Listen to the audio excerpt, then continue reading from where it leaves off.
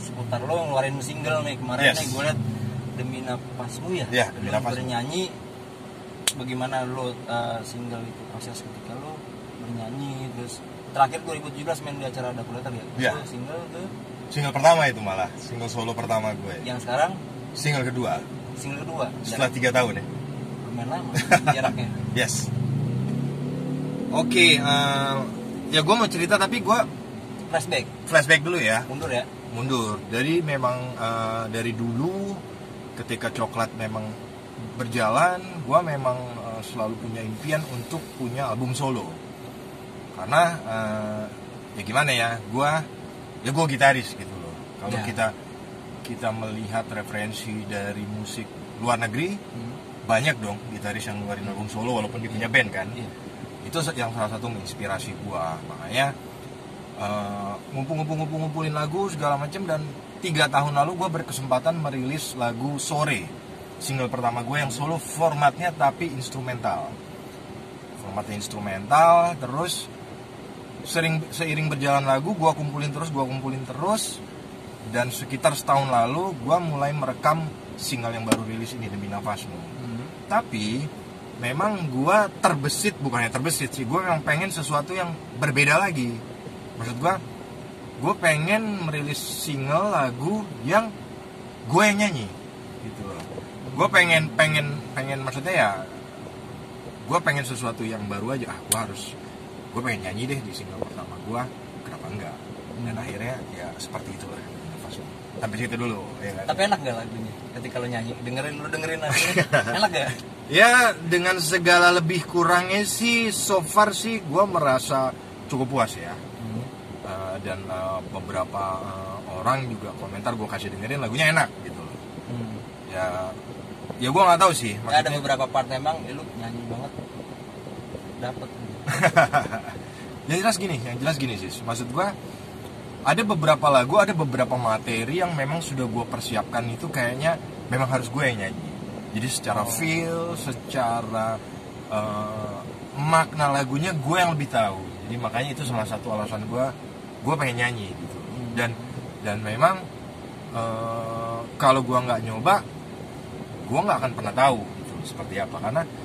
Karena kan kalau misalnya lu mendengar Joe Satriani, terus Stevie ada kan yang mereka nyanyi juga kan. Nah, skupnya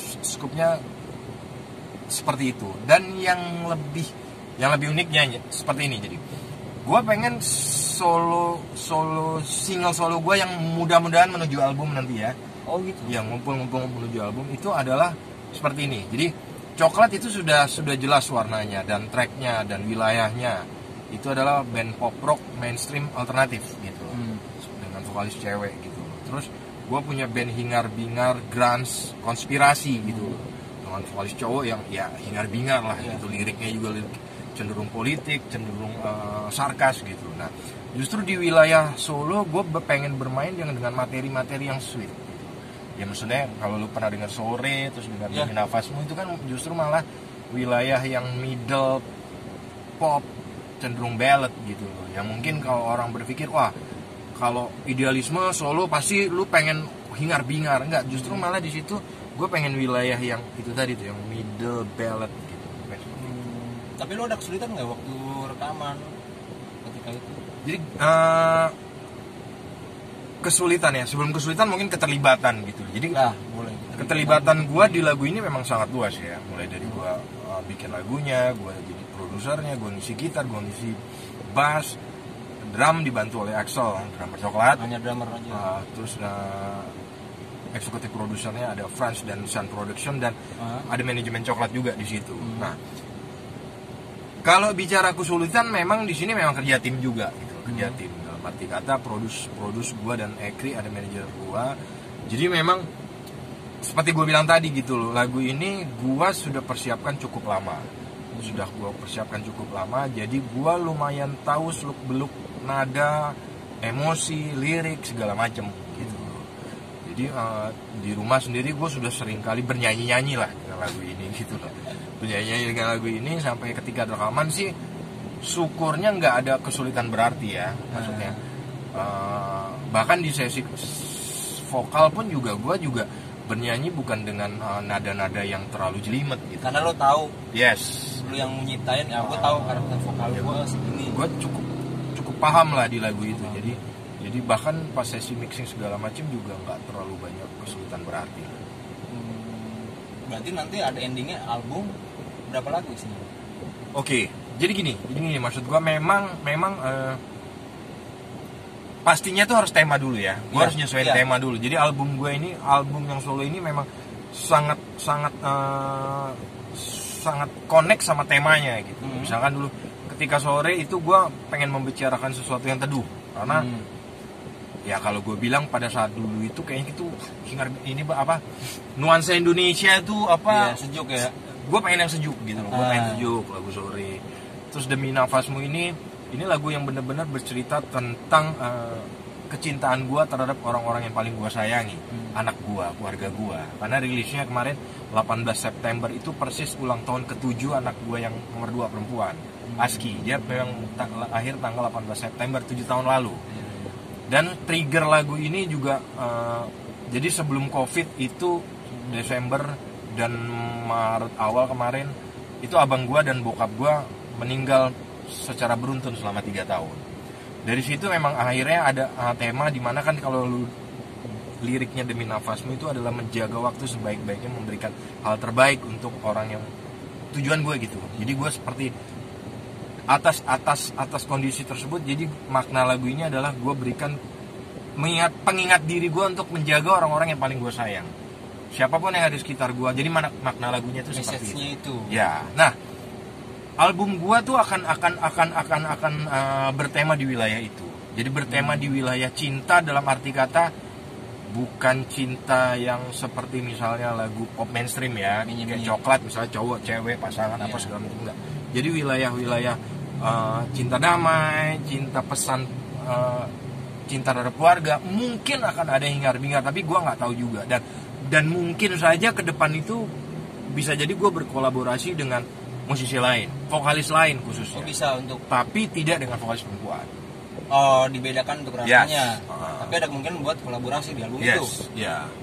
Kapan itu? Mudah-mudahan segera ya. Karena gini. Ya, lo tadi tanya kesulitan kan? Iya. Kesulitan lebih sebenarnya bukan cenderung ke masalah teknis, tapi masalah manage gitu loh. Jadi yang namanya kerjaan solo itu bisa dibilang tuh semau-maunya gue gitu loh. Iya. Mau gue ya kapan gue mau rilis, gue mau bikin lagu seperti apa segala macam. Nah, saking santainya itu, jadi dalam 2 single rilis selama 3 tahun itu menurut gue sih itu terlalu lama ya. Itu terlalu lama. Maksudnya secara manage, secara apa ya, meluangkan untuk benar-benar terjun ke studio itu kesulitannya. Sampai akhirnya manajemen Coklat involve gitu, ikut ya itu tadi, ikut mengatur, lo harus rekaman ya di masa sekian, rilisnya harus di sini ya, begini karena memang pastinya begini, ketika Coklat jalan dan gua tetap merilis ini, penting banget manajemen untuk turun gitu, mengatur waktunya, mengatur strategi, mengatur promonya segala macam. Itu yang tadinya gua anggap kesulitan karena tadinya gua benar-benar sendiri gitu. Kalau sekarang akhirnya udah dibantu manajemen, jadi ada hal-hal seperti itu ya yang memudahkan buat. Nah, ngomongin Coklat, lu merasa seger nggak sih dengan Coklat Luar Masih? Sekarang gue sedikit ngikutin sih, gue bilang, ada Ernest kemarin masuk. Oke. Terus seger nggak sih? Kayaknya gue ngeliat seger banget ya. Iya. Dengan masuknya Ayu kan ya bukan orang baru. Bukan orang baru di dunia industri. Tapi itu kalau menurut gue jadi warna baru. Nih Coklat seger nih, gue bilang dalam nih gue pikiran gue nih, ini Coklat nih mainnya yang muda-muda nih, ya. Drummer muda, Excel, ya. Ini fresh, seger. Pasti, maksudnya gini, sehat itu harus ya, sehat itu dalam kreativitas gue tuh harus gitu loh. Gue orang yang cukup edik sama kreativitas, gue cukup edik, sangat edik bahkan, sangat edik dalam arti kata, gue nggak bisa bengong dikit, pasti kadang-kadang gue bikin lagu, gue ngulik gitar, gue apa segala, gue bikin project itu gue seperti itu, dan salah satunya adalah kenapa gue rilis album solo ini biar gue sehat, biar coklat sehat juga. Begitu sebaliknya. Jadi ketika coklat Oh, sehat itu mancing kreativitas gue untuk Iya. melakukan hal lain. Terus ketika gue melakukan hal lain juga buat biar gue selalu segar ke coklat. Jadi salah. Soalnya ada orang-orang yang bilang misalnya, oh biasanya orang kalau side project bandnya lagi nggak jalan, bandnya lagi misalnya lagi Bener nggak ada job. nggak ada job segala Makanya macam dibikin proyekan. tapi dari dulu sampai sekarang apalagi sekarang gitu loh, coklat lagi hot-hotnya, gue malah berdiri solo gitu loh. Iya. Itu justru malah membuat gue sehat, yaitu tadi asal ada keterlibatan manajemen ya, Ya. manajemen yang benar-benar ngatur. Nah, bicara dengan coklat memang ya mungkin you guys tahu coklat 2009 tahun ini itu 2004, tahun depan itu 25 tahun. Itu bukan perjalanan yang mudah buat gue, walaupun banyak ya band yang lebih tua daripada coklat. Dan kalau kalian ngikutin perjalanan coklat itu gokil men, turun naik kiri kanan atas bawah itu udah dijalanin semua. Ganti personil gini, ada job, album laku, album gak laku, ganti personil segala macam itu udah gue lakuin. Salut. Dan alhamdulillahnya ya maksudnya kadang lagi dapat sorotan, dapat job kecil, tapi alhamdulillahnya coklat selalu jalan. Ya kalau nggak jalan mati band itu. Pasti gitu. Jadi memang dengan segala kesulitannya itu memang gue banyak belajar sampai akhirnya di akhir Desember tahun kemarin 2019. itu bertemu dengan Ayu. Yang mana sebenarnya Ayu itu bukan orang baru buat gue dan teman-teman. Dulu tahun 2009 apa 10 apa 8 gue lupa antara itu sekitar itu. Ayu itu hampir jadi vokalis coklat. Oh ya? Ayu itu hampir jadi vokalis coklat. Hampir jadi vokalis coklat. Saat itu Kikan mau mengundurkan diri, Ayu akhirnya gua, Ernest dan Roni sempat bertemu Ayu, sudah hampir dia pokoknya entah segala macam nggak jadi, dan Ayu pergi ke Jepang. Dan Ayu comeback to Indonesia waktu coklat merilis album Like itu 3 atau 4 tahun lalu ya. Gue lupa. Nah di akhir tahun kemarin itu akhirnya ya coklat berkolaborasi sama dia karena memang vokalis coklat sebelumnya Jacqueline itu mengundurkan diri. Mengundurkan dia alasan keluarga. Nah dari situ gue sudah merasa ya nggak terlalu susah untuk ngeblend, karena Ayu kita sama-sama tahu lah, dia punya kualitas, dia punya karakter, dia punya hal-hal unik sebagai vokalis cewek yang pop rock gitu. Dan ketika bertemu dengan coklat itu bukan satu hal yang susah buat gue, karena udah match lah, udah sama. Dia juga walaupun di umurnya di bawah coklat tapi juga generasi 90-an akhir lah. Jadi nggak terlalu susah gitu loh. Nah udah berjalan dengan Ayu itu menarik banget secara musik apa segala macam, seru segalanya. Terpotong oleh Covid buat Covid. Dan sebelum Covid itu Ernest balik. Sebelum Covid Ernest balik ya, jadi istilahnya coklat itu punya kesempatan untuk benar-benar menyusun line up lagi lah. Kalau bola tuh udah transfernya udah best lagi gitu kan. Itu Ernest dengan keinginan dia sendiri atau lo komporin? Itu mungkin ada sesi lain nanti ya. Kayak gue menarik pas gue lihat, Ernest balikan nih. Keren nih gue bilang. Ya maksudnya memang format di coklat memang kudu double gitar. Iya, memang itu diharuskan sih. Dan jujur buat gue nggak gampang main dengan sembarang double gitar gitu loh. Iya.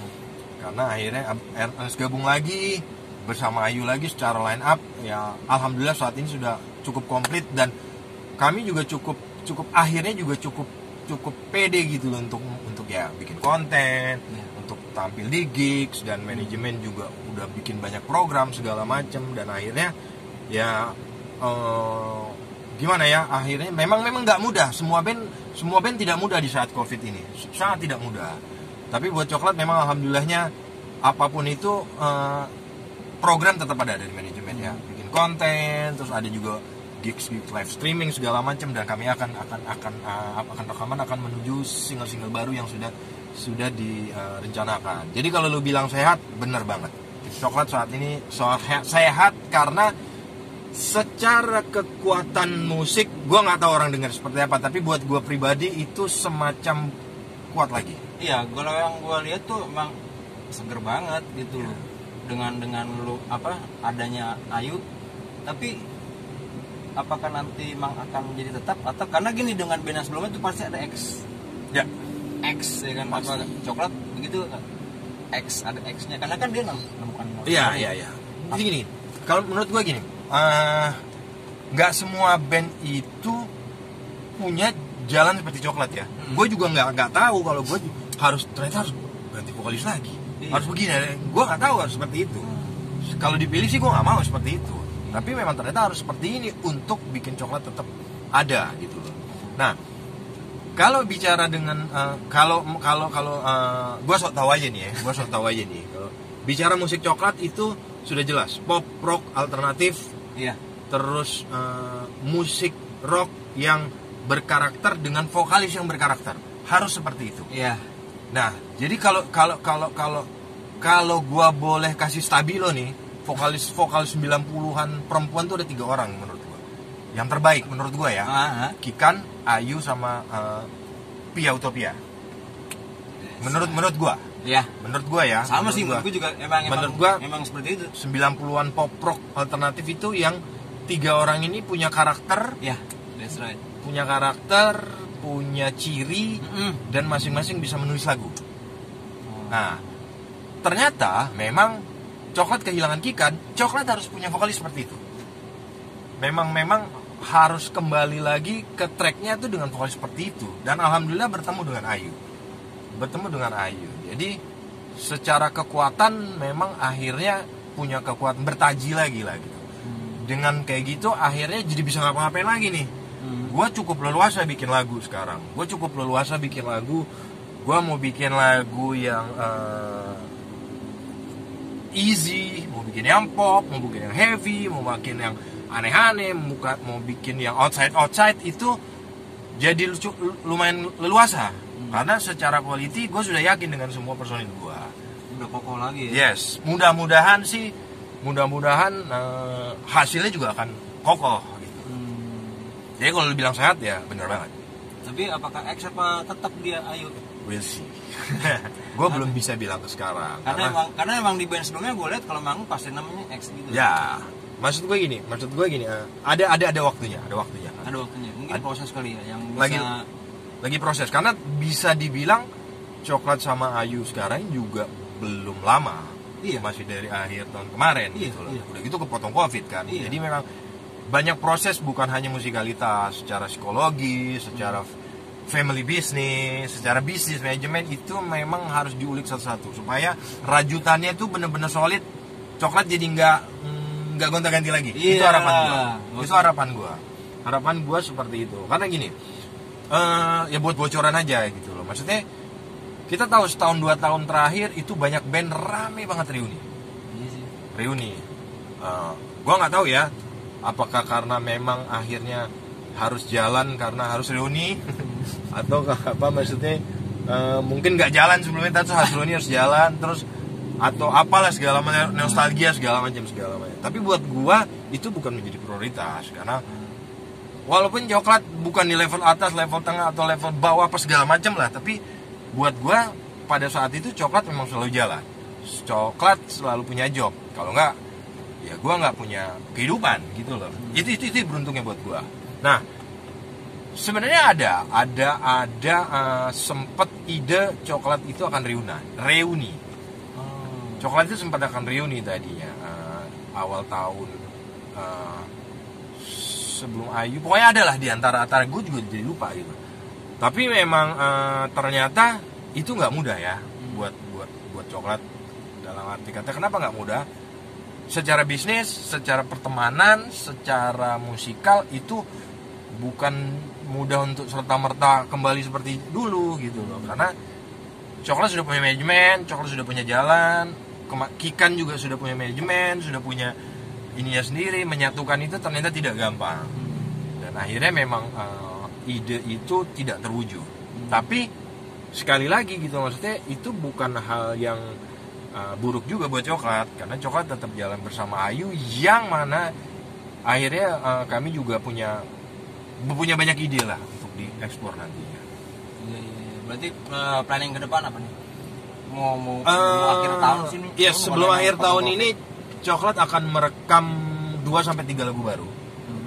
2-3 lagu baru yang rilisnya pasti akan diatur ya. Karena ini juga nih, Coklat indie sekarang. Coklat indie. Ini tidak Coklat tidak bersama major label. Jadi secara keleluasan sebenarnya mau ngapain aja, mau rilis kapan aja itu gimana Coklat.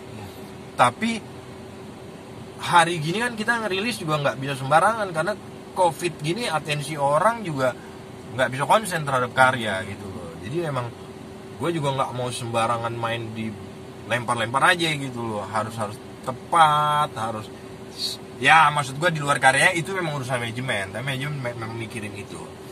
Nah terus berikutnya memang untuk langsung menuju album itu juga nggak gampang zaman sekarang. Lu pasti menuju album ya, tapi gue pengen kerjanya memang mungkin sebulan ngerjain lagu, bulan depan lagu kedua supaya lebih fokus, lebih santai, nggak terkejar-kejar, biasanya kalau major label kan gitu, deadline harus kayak gitu. Nah itu hal-hal tersebut yang pengen gue jalanin.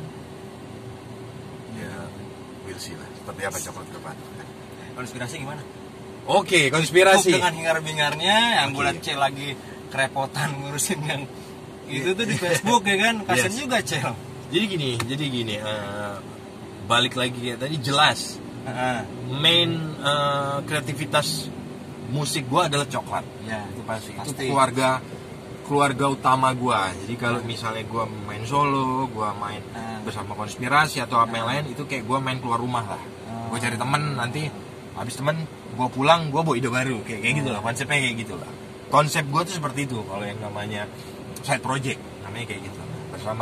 Bersama konspirasi itu juga lebih dari musik, karena itu benar-benar teman-teman gue, teman nongkrong, teman curhat, teman obrolan tuh dari mulai bumi sampai langit tuh bersama mereka lah, bersama C, bersama Marcel, bersama Romi gitu lah. Kalau lihat sosial media masing-masing kan orang-orangnya cukup kritis lah terhadap hal-hal yang kadang-kadang penting nggak penting juga gitu.